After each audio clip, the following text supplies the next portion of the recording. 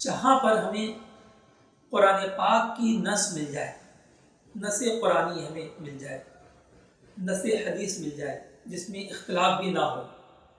اور کوئی اور صورت نہ نکلتی ہو، تو وہاں پر جو ہے ہمیں اسی پر عمل کرنا ہم پر فرض و لازم ہوگا، اس سے چارہ کار نہیں ہے۔ اب رہا حرج شدید، کہتے کس کو ہیں؟ جس کو میں نے اور آپ نے سمجھ لیا وہ حرج ہے، یہ جس کو فقہاء کرام فرمائیں وہ حرج ہے۔ یقیناً جس کو فقہاء کرام اور موجودہ زمانے کے اپنے مقتدر علماء جو کہ عالم توقیت بھی ہوں، وہ جس کو حرج فرمائے تو اسے تو حرج سمجھا جا سکتا ہے، لیکن اپنے تئیں ہر ایک اپنا نظام سیدھا کرنے کے لیے بس جو اس کے سمجھ میں آئے وہ کہ جی ایسا ہو جانا چاہیے سحری میں اور ایسا ہو جانا چاہیے عشاء میں، تو ایسا نہیں چلے گا۔ تو ائمہ اربعہ کے نزدیک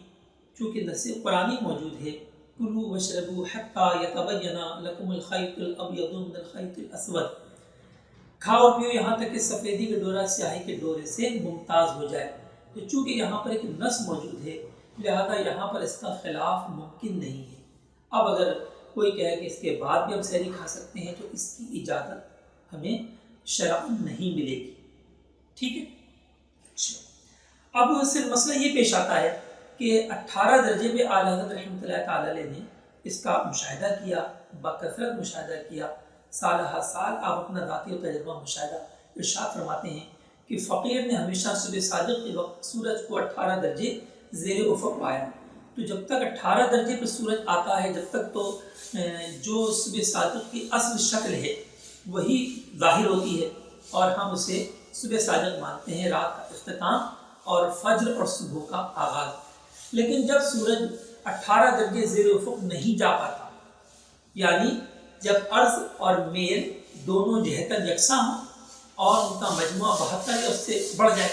تو پھر جو ہے وہ سورج 18 درجے زیر افق نہیں جا پاتا۔ اس صورت میں ہمارے علماء کرام نے یہ فتویٰ دیا، اعلیٰ حضرت رحمۃ اللہ تعالیٰ علیہ نے اور آپ کے خلفاء نے،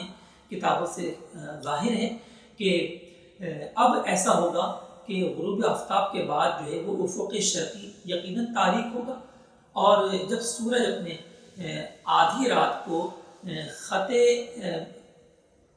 نصف اللیل پر پہنچے گا، یعنی دائرہ نصف النہار کا وہ حصہ جو زیر افق ہے تو اس کو آپ خط نصف اللیل بھی کہہ سکتے ہیں، جب وہ خط نصف اللیل پر پہنچے گا تو پھر جو ہے وہ شرقی افق جو ہے وہ روشن ہوگا، اور شرقی افق پر تاریکی کے بعد روشنی کا آنا یہ صبح کہلاتا ہے، یہ بھی ایک صبح کی تعریف ہے۔ لہذا ہمارے علماء اہل سنت نے بحمد تعالیٰ 18 درجے میں جب سورج نہیں پہنچے تو نصف اللیل کے قاعدے کو اپنایا کہ جب ایسا ہوگا تو آدھی رات سے صبح صادق جو ہے وہ متصل ہوگی اور اسی پر جو ہے وہ سحری بند کرنا لازم، اور اس کے بعد ہم اپنے اذان فجر اور نماز فجر کا اہتمام کر سکتے ہیں۔ لہذا اب اگر کوئی کہے کہ نہیں یہاں پر کوئی رعایت ہونی چاہیے، ہم جو ہے وہ 18 درجے کے بجائے 15 درجے پہ ہم سحری بند کروا دیں، 15 کیا ہم بلکہ 12 پر ہی بند کروا دیں، تو پھر بعض ایسے بھی جو کہتے ہیں فقط 1.5 گھنٹہ پہلے بھی بند کروانا کافی ہے کہ مکے اور مدینے میں جو فرق ہوتا ہے وہ عموماً جو ہے وہ زیادہ وہ 1.5 گھنٹہ فرق ہوتا ہے صبح صادق اور طلوع آفتاب میں، لہذا اس کے مطابق ہی ہم 1.5 گھنٹہ پہلے سحری بند کروائیں، اور ایسا ہوتا بھی ہے۔ تو ان سب باتوں کی اجازت نہیں ملے گی۔ خلاصہ یہ کہ جب تک سورج 18 درجے زیر افق پہنچے گا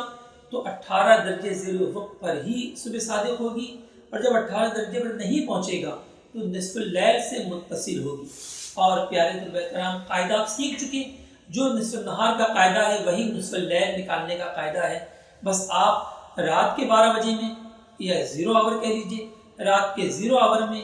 آپ تعدیل ایام جو اس وقت کی ہوگی اور تعدیل مروج کو ملائیں گے تو آپ کو جو ہے نصف اللیل کا تحقیقی وقت حاصل ہو جائے گا۔ اب آئیے دوسری جانب کہ عشاء، تو عشاء میں جو ہے چونکہ 2 اقوال ہیں، ایک غروب شفق احمر کا ہے اور ایک غروب شفق ابیض کا ہے، لہذا یہاں پر ہمارے علماء کرام نے آسانی فرمائی کہ جب احناف والے جو ہیں ان کے لیے جو وہ حرج واقع ہونے لگے موسم گرما میں جب عشاء کی نماز تاخیر سے آنے لگے یا بالکل نہ آئے تو پھر ان کو اجازت ہے کہ یہ جو ہے اپنے امام اعظم ابو حنیفہ رحمۃ اللہ علیہ کو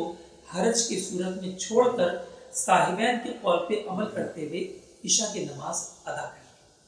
ٹھیک، اب یہاں پر بھی دیکھیے اس بات کا خیال رکھنا ہے کہ وہ 1.5 گھنٹے والا اصول نہیں چلے گا، بلکہ اصول یہ ہوگا کہ موسم سرما میں تو عشاء حنفی پر ہی عمل کیا جائے،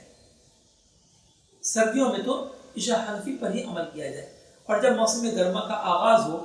تو دن بڑے ہونا شروع ہوتے ہیں اور اپنی عشاء ادا کرنے میں حرج پیش آنے لگتا ہے، تو اب جو ہے وہ اپریل کے شروع میں جو ہے وہ عشاء حنفی کے بجائے اب اگر صاحبین کے قول پہ عمل کرتے ہوئے 12 درجے والی عشاء پر احناف بھی نماز ادا کر لیں تو ان کی نماز میں کسی قسم کی کراہیت نہیں ہے۔ اور جب ایسا ہو کہ عشاء حنفی کا وقت بھی نہ آئے تو پھر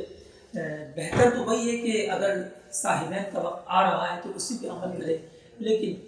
اگر کوئی مغرب کے کچھ دیر بعد بھی عشاء پڑھ لیتا ہے تو اس کا بھی یہ نماز ادا کرنا درست ہوگا۔ تو دیکھیے جہاں پر ہمارے علماء کرام کے نزدیک آسانیاں تھیں انہوں نے الحمدللہ ہمیں آسانیاں فراہم کی، اور جہاں آسانیاں نہیں تھیں کوئی حکم وارد تھا تو وہاں پر اسی کا ہمیں حکم دیا۔ اور یہ جو ایک عجیب و غریب قسم کے اعتراضات میرے سننے میں آئے کہ جناب اپنے جو ہے وہ اگر رات 1 بجے سحری بند کریں گے تو پھر اپنے جو ہے ہم بار بار اٹھیں گے اور ہمیں پریشانی ہوگی اور جاب پر کیسے جائیں گے، یہ تو بہت بڑا مسئلہ ہے۔ تو میرا تو یہ خیال ہے کہ 1 بجے سحری کھانے میں زیادہ آسانی ہے۔ دیکھیے پیارے طلباء کرام، وہاں پر عموماً جو ہے رات کے 9 بجے BST کے ساتھ رات کے 9 بجے تقریباً غروب آفتاب ہوتا ہے موسم گرما میں، جن ایام کے ہم غیر معتدل ایام کی ہم بات کر رہے ہیں۔ تو رات کے 9 بجے غروب آفتاب ہوا، آپ نے روزہ کھولا، نماز مغرب ادا کی، اور اس کے بعد آپ نے مغرب کے بعد کھانے کا اہتمام کیا۔ اب تقریباً جو ہے یہ اتنا وقت ہو گیا کہ جو شافعی عشاء کا 12 درجے والی عشاء کا وقت ہے، اب آپ یہ ادا کر لیں، اور ان ایام میں جب عشاء حنفی کا وقت نہ آئے تو مزید اس سے جلدی بھی ادا کر سکتے ہیں۔ اب آپ نے عشاء کی نماز اور تراویح کا اہتمام کیا، جب آپ اس سے فارغ ہوئے تو صبح صادق میں 1 گھنٹہ 1.25 گھنٹہ باقی رہ گیا، اب آپ دوبارہ جو ہے وہ سحری کا اہتمام کیجیے، اور فجر ہوتے ہی آپ چاہیں تو نماز فجر ادا کر کے ایک طویل آرام کر کے اپنی جاب پر جا سکتے ہیں۔ جبکہ جو ذکر مجھے وہاں کا بتایا گیا اس کے مطابق تو اس کو بار بار سونا اور جاگنا پڑے گا، جس میں شاید انسان کو زیادہ تکلیف ہو۔